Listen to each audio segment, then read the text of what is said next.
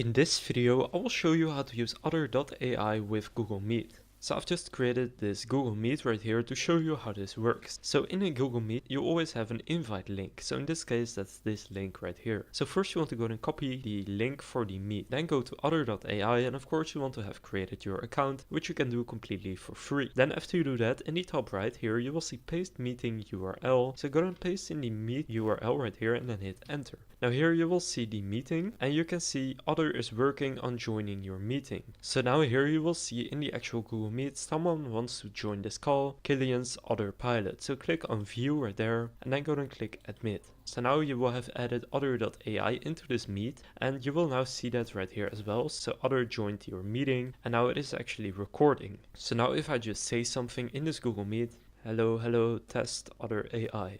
Then now that will be recorded into this meeting note, and now if we actually stop this right here and then click yes, turn it off, then now if you head into the my conversation section and click on the meeting right here, not only will you have the screen recording, but you also see what I said, hello, test Otter.ai. So it has now also shown the transcript for this actual meeting. So now you know how to use Otter.ai with Google Meet. If this video was helpful, please consider leaving a like and subscribing to my channel. With that being said, I will see you in the next video.